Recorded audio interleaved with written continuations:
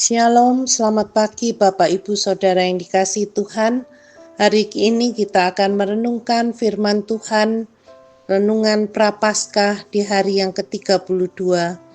Terambil dari Lukas pasal 14 ayat 28 sampai 35 dengan tema Hitung Biaya Menjadi Murid. Saya akan bacakan dari Lukas pasal 14 ayat 28 sampai 35. Sebab siapakah di antara kamu yang kalau mau mendirikan sebuah menara, tidak duduk dahulu membuat anggaran biayanya, kalau cukup uangnya untuk menyelesaikan pekerjaan itu, supaya jikalau ia sudah meletakkan dasarnya dan tidak dapat menyelesaikannya, jangan-jangan semua orang yang melihatnya mengejek dia sambil berkata, orang itu mulai mendirikan tetapi ia tidak sanggup menyelesaikannya. Atau raja manakah yang kalau mau pergi berperang melawan raja lain, tidak duduk dahulu untuk mempertimbangkan apakah dengan 10.000 orang ia sanggup menghadapi lawan yang mendatanginya dengan 20.000 orang. Jikalau tidak, ia akan mengirim utusan selama musuh itu masih jauh untuk menanyakan syarat-syarat perdamaian. Demikian pula lah tiap-tiap orang di antara kamu yang tidak melepaskan dirinya dari segala miliknya tidak dapat menjadi muridku. Garam memang baik, tetapi jika garam juga menjadi tawar, dengan apakah ia diasinkan?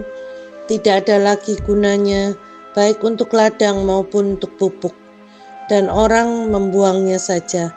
Siapa mempunyai telinga untuk mendengar, hendaklah ia mendengar. Dietrich Bonhoeffer adalah pahlawan iman modern. Dia dengan penuh semangat dan tanpa rasa takut terus memberitakan Injil di tengah kekejaman Nazi Jerman, hingga akhirnya dipenjara dan dieksekusi. Selama masa itu, Bonhoeffer menulis salah satu buku paling penting tentang kehidupan Kristen, The Cost of Discipleship. Buku ini telah menjadi klasik dalam memahami apa artinya benar-benar mengikuti Yesus. Bagi Bonhoeffer, kasih karunia terletak di inti dari disiplin murid. Namun itu bukan kasih karunia yang murah. Perhatikan bagaimana dia menjelaskan biaya tersebut. Kasih karunia yang mahal adalah Injil yang harus dicari terus-menerus, hadiah yang harus diminta, pintu yang harus diketuk oleh seseorang. Kasih karunia seperti ini mahal karena mengundang kita untuk mengikuti, dan itu adalah kasih karunia karena mengundang kita untuk mengikuti Yesus Kristus. Itu mahal karena membutuhkan hidup seseorang, dan itu kasih karunia karena memberi hidup yang sejati bagi seseorang. Itu mahal karena mengutuk dosa, dan kasih karunia karena membenarkan orang berdosa. Yang paling utama, itu mahal karena itu membuat Allah mengorbankan hidup anaknya. Kamu telah dibeli dengan harga, dan apa yang sangat mahal bagi Allah tidak mungkin murah bagi kita. Yang paling utama itu adalah kasih karunia, karena Allah tidak menganggap harga anaknya terlalu mahal untuk kehidupan kita, tetapi menyerahkannya bagi kita. Kasih karunia yang mahal adalah inkarnasi Allah. Yesus tampaknya mengatakan hal yang sama dalam bacaan hari ini. Dia mengundang kita untuk menghitung biaya dalam mengikutinya, memberikan setiap bagian dari hidup kita kepada penguasaannya. Karena ada harganya, seperti halnya biaya yang dikeluarkan seseorang pembangun untuk membangun sebuah menara atau seorang raja untuk pergi berperang.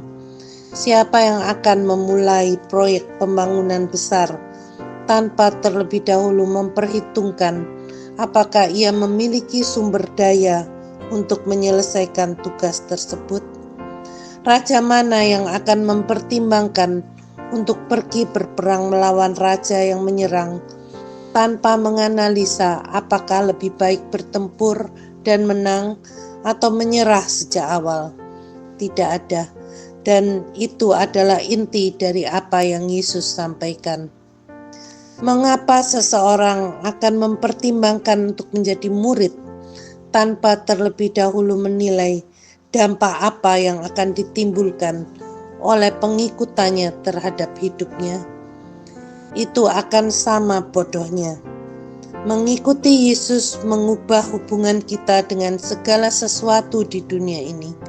Kesetiaan terhadap keluarga dan teman-teman berubah.